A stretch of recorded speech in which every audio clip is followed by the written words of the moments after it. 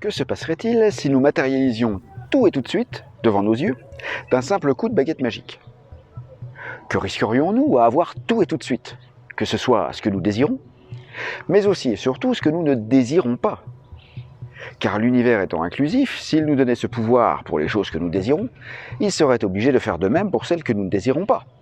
Dès lors que nous appliquons la recette pensée, émotion, matérialisation, consciemment ou inconsciemment, et que vous commencez à connaître maintenant, eh bien vous allez voir que ce ne serait pas si beau que ça, ce ne serait pas joli. Et même pour les choses que nous désirons. Restez donc bien jusqu'à la fin de cette vidéo pour vous faire une idée complète. D'aucuns diront que c'est le rire qui est le propre de l'homme. Mais pas que.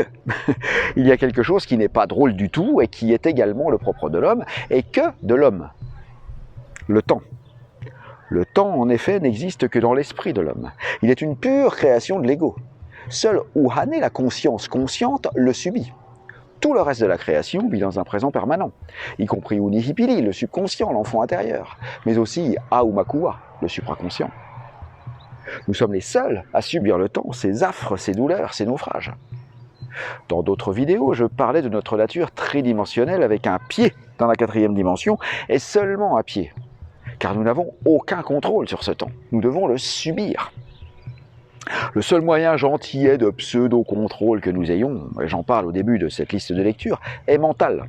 En faisant une petite gymnastique là-haut, en convainquant l'ego, le créateur du temps, de nous accorder quelques répits de temps à autre. Mais sinon, il faut se rendre à l'évidence, nous n'avons aucun contrôle véritable dessus. Sinon, nous pourrions voyager dans le passé, aussi bien que dans le futur, et aussi facilement que nous nous déplaçons dans les 3 dimensions.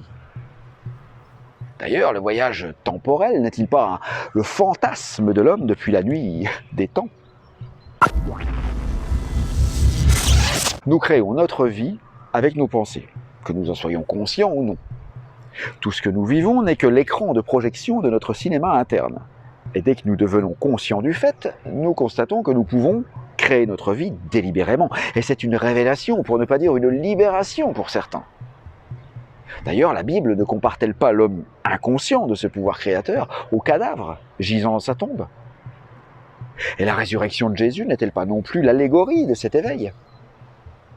Bref, étant donné que nous ne sommes que des apprentis créateurs, et la nature étant bien faite, et donc parfaitement au fait de ces balbutiements humains en matière de création, elle ne nous a pas laissé sur Terre le pouvoir immédiat de créer que nous avons lorsque nous ne sommes pas incarnés.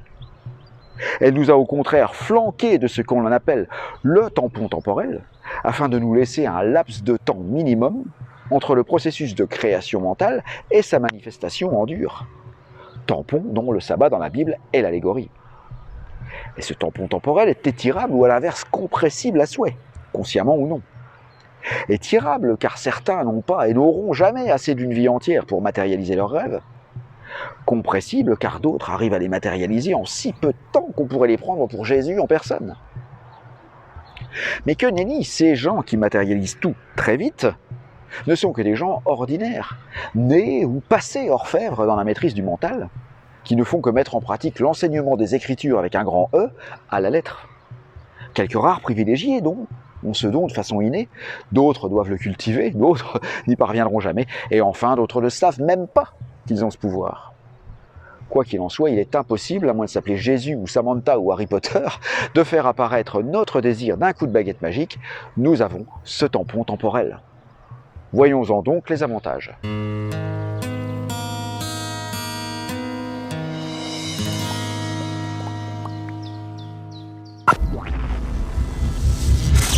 Imaginez si tout le monde créait tout ce qui figure dans son mental tout de suite.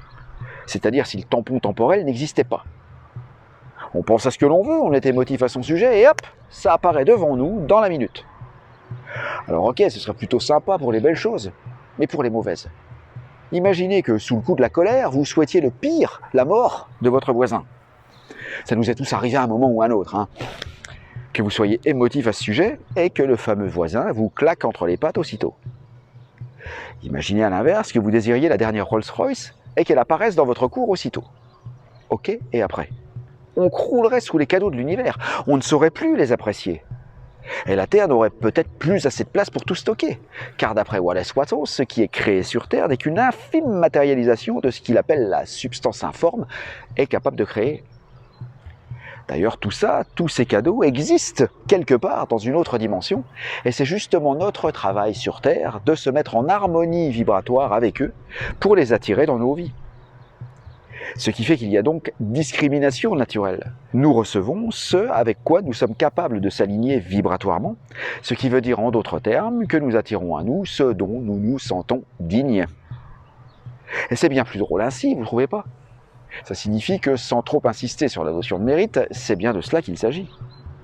Or, il n'est pas question de mérite à la sueur de son front ici, contrairement à ce que la société voudrait bien nous faire croire, mais bien de mérite à la maîtrise de son mental, ce qui est à l'opposé de la croyance commune.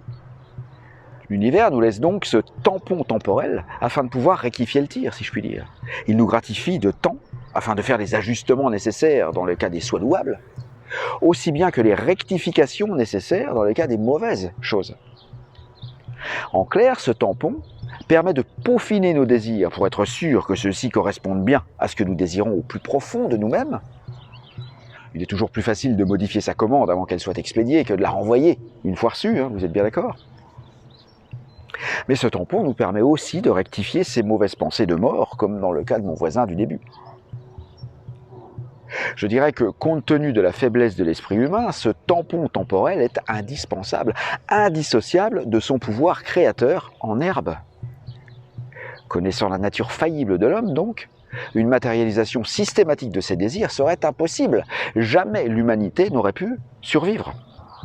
Seul Dieu est capable de ne pas se tromper dans ses commandes. Et ce Dieu, dont nous faisons partie, a ce pouvoir direct lorsqu'il n'est pas incarné. Il est simplement indirect une fois incarné, mais c'est le même. La religion catholique, d'ailleurs, a officialisé cette rédemption en permettant à ses adeptes de se racheter. Tu as fait du mal à ton voisin? Pas grave. Fais un acte équivalent en bien pour un autre voisin et tu m'auras pardonné, dans la paix du Christ. Ou alors, pour aller plus vite, tu donnes le double à la quête. Non, je rigole. Le protestantisme, lui, va carrément à l'envers, en disant que quoi que tu fasses sur Terre, de toute façon, tu es prédestiné, soit pour l'enfer, soit pour le paradis, donc inutile de te casser la tête durant cette vie. On peut constater d'ailleurs au passage qu'un point de vue aussi exagéré n'a pu être obtenu qu'en réaction, en protestant, et est aussi éloigné des vérités essentielles que le fait de prendre la Bible comme une succession de drames historiques. Mais bon, c'est un autre débat. La légende de l'Atlantide raconte que cette civilisation a été engloutie parce qu'elle avait réussi à maîtriser la création pure, sans attendre, sans plus avoir besoin de tampons temporels, ni d'ajustements. Elle avait même construit un temple de rajeunissement où nos organes pouvaient être repolarisés afin de pratiquement garder la jeunesse éternelle. Il était clair que cette civilisation était devenue inutile dans l'univers, car ses désirs étant matérialisés aussitôt en dur devant nos yeux, il ne pouvait plus créer l'expansion de l'univers. Eh oui, car toutes ces choses que vous désirez et qui ne sont pas encore matérialisées existent dans une autre dimension. Elles sont stockées quelque part avec votre étiquette vibratoire dessus. Et c'est cette expansion qui est recherchée par l'univers.